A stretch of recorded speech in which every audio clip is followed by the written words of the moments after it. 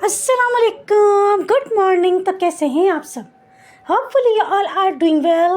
Welcome back to my channel, welcome back to another vlog.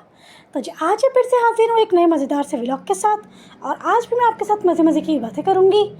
लेकिन vlog को start करने से पहले जिन्होंने मेरे चैनल को सब्सक्राइब नहीं किया वो ज़ेबा तारिक ऑफिशियल को सब्सक्राइब कर लें, वीडियो को लाइक कर दें, शेयर कर दें और एक अच्छा सा कॉमेंट कर दें। तो चलिए जी आज के व्लॉग को स्टार्ट करते हैं।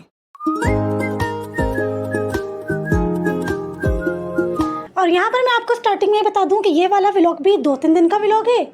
यहाँ मैं आपसे अपनी 2-3 दिन की रूटीन शेयर करूँगी और साथ ही साथ करूँगी मज़े की बातें। तो जी ये है ट्यूसडे का दिन, और यहाँ पर सुबह के वक्त मैं बना रही थी अपने लिए पराठा।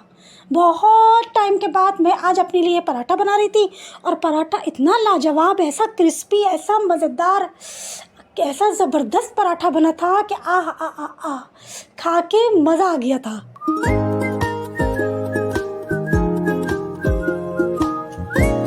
बस मैंने आज बना लिया था अपने लिए नाश्ते में पराठा, क्योंकि जो मंडे का दिन था उस दिन रात को मैंने बनाई थी दाल, तो दाल के साथ मैं यहाँ पर नाश्ते में आज खाऊंगी पराठा। अच्छा, वैसे तो अब मैं क्या करती हूँ कि बहुत कम ही मैं घर में पराठा बनाने लगी हूँ, क्योंकि फिर क्या होता है कि खड़े हो किचन में अपने लिए पराठा बनाओ, और फिर पराठा बनाने के बाद जो चूल्हे का और जो स्लेब की हालत होती है, फिर उसको नीट एंड क्लीन करो, साफ़ करो।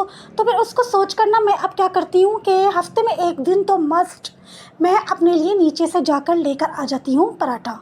क्योंकि जब मैं पुराने वाले घर में रहती थी तो वहाँ पर मैं इतनी दुआएं मांगती थी कि अल्लाह करे कि मेरे घर के नीचे पराठे की शॉप खुल जाए, अल्लाह करे मेरे किसी ऐसी जगह पर मैं घर ले लूँ जहाँ मेरे घर के नीचे पराठे का होटल हो।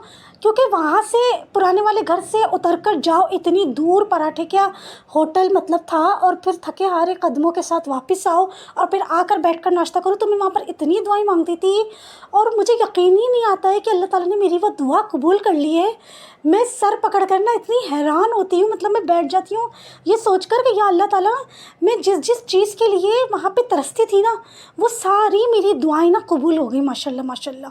मुझे इतनी हैरानगी होती है।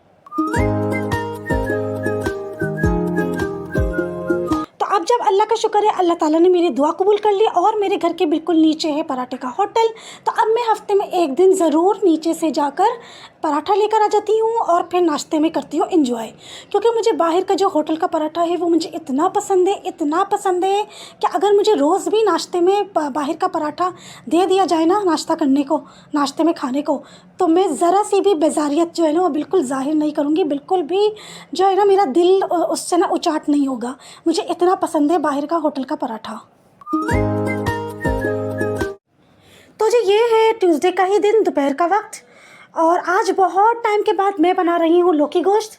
एटलीस्ट इस घर में शिफ्ट होने के बाद तो फर्स्ट टाइम मैं बना रही हूँ लौकी गोश्त। बहुत टाइम का गैप हो गया था और मेरा बहुत दिल चाह रहा था लौकी गोश्त बनाने का। तो चलिए जी मैं आपके साथ पहले तो लौकी गोश्त की रेसिपी शेयर करूँ, और फिर उसके बाद मैं करूँगी आपके साथ और दूसरी बातें।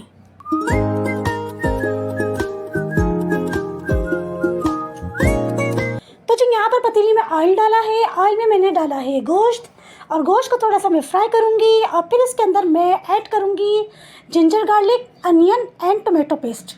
इन सब वेजिटेबल्स को मैंने एक साथ इनका पेस्ट बना लिया था, और मैंने यहाँ पर ऐड कर दिया है जिंजर गार्लिक अनियन और टोमेटो पेस्ट। और इसके बाद मैं इसमें ऐड करूँगी नमक, पिसी लाल मिर्च, हल्दी और पिसा गरम मसाला, और फिर इन सब की मैं बहुत अच्छी तरह से करूँगी भुनाई। और फिर उसके बाद मैं इसके अंदर पानी डालकर मैं इसको कवर करके 2 घंटे के लिए पकाऊंगी ताकि गोश्त गल जाए।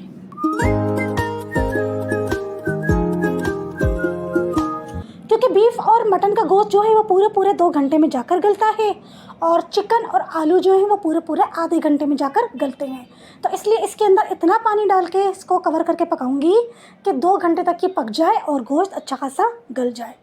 और यकीन माने इतने टाइम के बाद मैंने इतने दिल से बनाया था लौकी गोश्त, क्योंकि पर्सनली मेरा ख़ुद का बहुत दिल चाह रहा था लौकी गोश्त खाने को, और इतना जायकेदार, इतना लाजवाब, इतना माशाल्लाह माशाल्लाह, अल्लाह नज़र बद से बचाए, इतना गज़ब का बना था लौकी गोश्त कि फिर नेक्स्ट डे मैंने दोपहर को थोड़ी से अपने लिए बॉयल किए थे ज़ीरा राइस, और ज़ीरा राइस के साथ मैंने एंजॉय किया था लौकी गोश्त।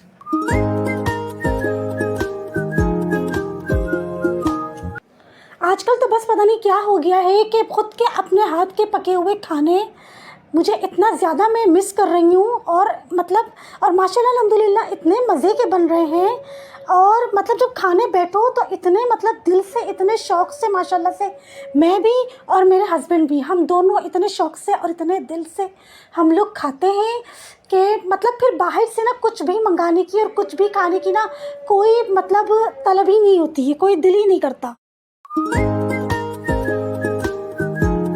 और जब गोश्त को पकते हुए 1.5 घंटा हो गया था तो फिर मैंने इसमें ऐड कर दी थी कटी हुई लौकी और बस फिर मज़ीद आधा घंटा पकाया था और हमारा लौकी गोश्त हो गया रेडी।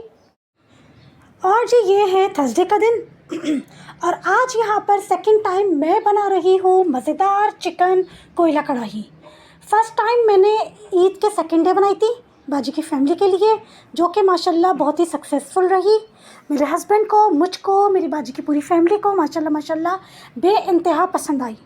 तो इसलिए मेरा बहुत दिल चाह रहा था कि अब सुकून से मैं अपने घर के लिए बनाऊँ, अपने हस्बैंड के लिए और अपने लिए, और हम लोग सुकून से एंजॉय करें। तो बस आज यहाँ पर सेकंड टाइम मैं बना रही हूँ मज़ेदार चिकन कोयला कढ़ाई। कढ़ाई में सबसे पहले मैंने ऐड किया था ऑयल, फिर मैंने उसमें ऐड करा था जिंजर गार्लिक पेस्ट, और जिंजर गार्लिक पेस्ट को थोड़ी सी मैंने भुनाई करी थी और फिर मैंने इसमें ऐड कर दी है चिकन। और अब चिकन को भी मैं थोड़ा सा फ्राई करूँगी ऑयल और जिंजर गार्लिक पेस्ट के साथ।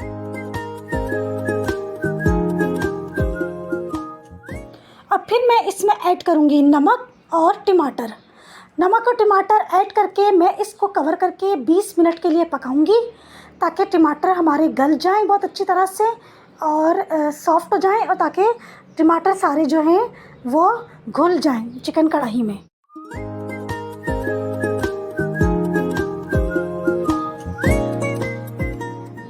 अच्छा, क्या होता है कि जब आप दावत करते हैं, भले आप जितनी भी अच्छी क्वांटिटी में आपने पूरा मेन्यू रेडी किया हो, आपने भले जितनी अच्छी से अच्छी क्वांटिटी में आपने खाना तैयार किया हो, लेकिन बस क्या होता है कि जब मेहमान दस्तरखान पर बैठते हैं ना, तो बस टेंशन ये होती है कि मेहमान अच्छी तरह से खा लें, बस मेहमानों को पूरा हो जाए, मेहमान आधा पेट खा के ना उठें।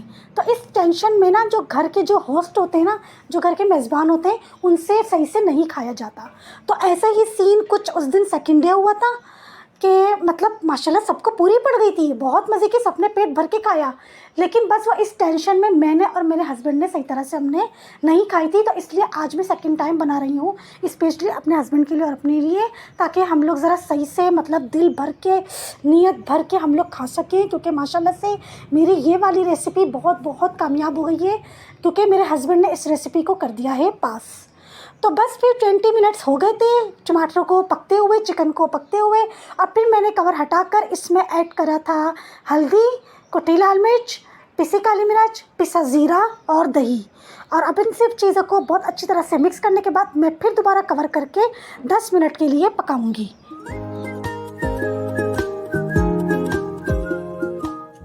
और जो यहाँ पर 10 मिनट हो गए हैं कढ़ाई को पकते हुए, और माशाल्लाह से कढ़ाई का लुक भी बहुत ज़बरदस्त आया है, स्मेल भी बहुत ज़बरदस्त आ रही है और फ्लेवर भी बहुत ही शानदार माशाल्लाह से आया है कि बस क्या कहने माशाल्लाह अल्हम्दुलिल्लाह। क्योंकि इससे पहले मैंने 2-3 लोगों की रेसिपी की कढ़ाई बनाई थी, लेकिन मेरे हस्बैंड को बिल्कुल भी पसंद नहीं आई। लेकिन ये वाली रेसिपी मेरे हस्बैंड को बेइंतहा पसंद आ गई है।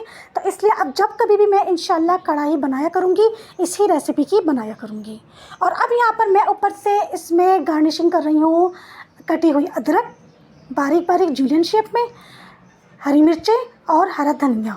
और फिर इसके बाद मैं इसमें लगाऊंगी कोयले का धुंगार। कोयला कढ़ाई तो कोयलों पर बनती है, लेकिन मैं वही बात मैं पहले भी व्लॉग में बोल चुकी थी कि मैं यहाँ पर कोयलों पर कैसे बनाती। तो बात तो वही पड़ेगी, कान इधर से पकड़ो या उधर से पकड़ो, बात तो वही है। इसमें आ जाएगी कोयले की स्मेल, तो ऐसे ही फील होगा जैसे हमने ये बनाई है कोयलों पर। और यहाँ शानदार सी हमारी तैयार हो गई है कोयला कढ़ाई।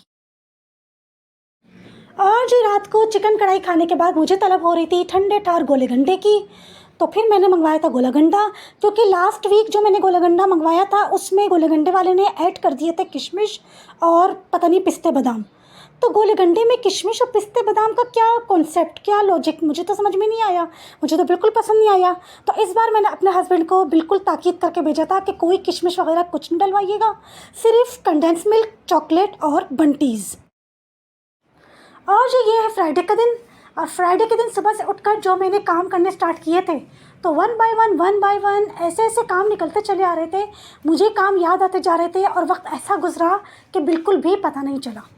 और ये है दोपहर का वक्त, और फिर जब सारे कामों से फ़ारिग होकर फ्रेशन अप होकर मैंने फिर फ्राइडे की नमाज़ अदा करी, और फिर उसके बाद मुझे इतनी ज़ोरों की भूख लग रही थी, और इस वक्त दोपहर के 1:30 बजे मैं अपने लिए रेडी कर रही हूँ नाश्ता।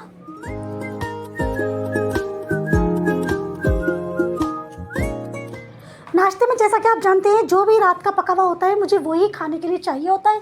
अब चाहे रात की घर की पकी हुई बासी रोटी हो या फिर तंदूर के नान हो, जो भी अवेलेबल हो कोई बात नहीं, मैं खा लेती हूँ, बस नाश्ता मेरा तगड़ा होना चाहिए।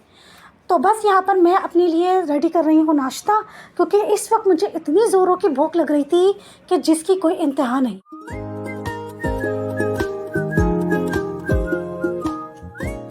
एक तो आजकल पता नहीं मुझे क्या हो गया है कि नाश्ता करने के बाद भी और रात को खाना खाने के बाद भी कुछ ना कुछ मुझे ठंडा पीने को मिल जाए या फिर कुछ ठंडा खाने को मिल जाए। भले 2-3 घूंट पीने को मिल जाए, कोई कोल्ड ड्रिंक या कोई जूस या गोला गंडा खाने को मिल जाए, या भले आइसक्रीम के या ठंडे ठार तरबूज के कोई 2-3 बाइट ही खाने को मिल जाए, लेकिन बस कुछ ना कुछ ठंडा मुझे चाहिए। मेरे गले को ना बस मुझे तलब हो रही होती है, बस कुछ ठंडा खा लूँ या कुछ ठंडा पी लूँ तो मुझे सुकून मिल जाए। पता नहीं क्या हो गया है आजकल मेरे साथ। और अभी यहाँ पर मैं आप लोगों को दिखाऊंगी कि मैं किस तरह से करती हूँ नाश्ता, क्योंकि मेरा नाश्ता होता है दोपहर के वक्त। तो जो ये है फ्राइडे का ही दिन, शाम का वक्त, और यहाँ पर मेरा दिल चाह रहा था कुछ खाने को, क्योंकि गर्मियों में दिन लंबे हो जाते हैं, रातें छोटी हो जाती हैं, तो इसलिए शाम के वक्त ज़रूर भूख लगती है और कुछ ना कुछ खाने को दिल करता भी है और फिर भूख भी लग रही होती है। तो शाम के वक्त मुझे कुछ ना कुछ ज़रूर चाहिए होता है, पॉपकॉर्न मिल जाए, पापड़ मिल जाए, कुछ भी खाने को मिल जाए। तो यहाँ पर मैं बना रही थी अपने लिए सिंपल प्लेन सिवैयाँ। वैसे तो बहुत से लोग इसको सिवैयों का ज़र्दा बोलते हैं, कोई कुछ बोलता है, कोई कुछ बोलता है, लेकिन मेरे यहाँ हमारे ख़ानदान में इसको बोलते हैं सिंपल प्लेन दूध वाली सिवैयाँ। तो बस यहाँ पर मैं अपने लिए बना रही थी दूध वाली सिवैयाँ, क्योंकि ईद पर शीर बनी थी और सिवैयों का पूरा पैकेट यूज़ नहीं हुआ था, थोड़ी सा जो है सिवैयों का पैकेट बच गया था। तो बस जब भी ऐसा होता है तो मैं अपने लिए थोड़ी थोड़ी करके सिवैयाँ बना लेती हूँ, क्योंकि हम लोगों को ये वाली सिवैयाँ बेइंतहा पसंद है।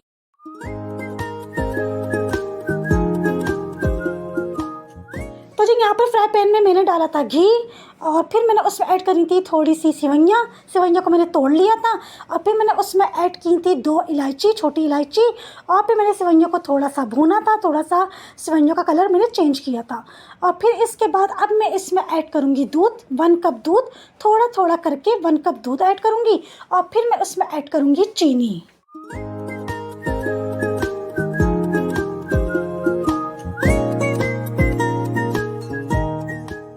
क्योंकि आज जो मैंने सिवैयाँ बनाई है तो अब जाके मुझे बिल्कुल सही समझ में आया है कि कितनी सिवैयों में कितनी चीनी होनी चाहिए। तो जो यहाँ पे सिवैयों की कोई मेजरमेंट नहीं है, यहाँ पे दूध की है मेजरमेंट। सिवैयाँ आपके पास जितनी भी अवेलेबल हो, जितने कप आप दूध डाल रहे हैं ना, उसके हिसाब से आपने डालनी है चीनी। तो जी मैंने यहाँ पर डाला था 1 कप दूध, तो मुझे उसके हिसाब से बस 2 स्पून डालनी थी चीनी। वो भी कौन से वाले स्पून, जो मेरा शुगर पॉट है ना, शुगर पॉट का जो स्पून है, बस वो वाले 2 स्पून मुझे डालनी चाहिए थी चीनी, लेकिन मैंने यहाँ पर ऐड कर दी 3 स्पून। तो थोड़ा सा मुझे मिठास जो है वो थोड़ी ज़्यादा लग रही थी। तो यानी 1 कप दूध में बस 2 स्पून शुगर, जो शुगर पॉट का स्पून होता है, बस वो 2 स्पून शुगर बिल्कुल परफेक्ट है। अब नेक्स्ट टाइम जब कभी बनाऊंगी तो फिर मैं इसी मेजरमेंट के हिसाब से बनाऊंगी। और यहाँ पर मज़ेदार सी सिवैयाँ हो गई थी रेडी। अच्छा, हम लोग सिवैयाँ थोड़ी सी ना मिल्की मिल्की सी रखते हैं, बहुत ज़्यादा इनको पका के बहुत ज़्यादा ड्राई नहीं करते, थोड़ी सी हम इसको जूसी, थोड़ी सी सॉसी टाइप की, मतलब दूध को बहुत ज़्यादा पका कर ड्राई नहीं करते, थोड़ा सा दूध को रखते हैं इसमें, ताकि ये थोड़ी सी गीली गीली खाने में ज़्यादा मज़ेदार लगती हैं।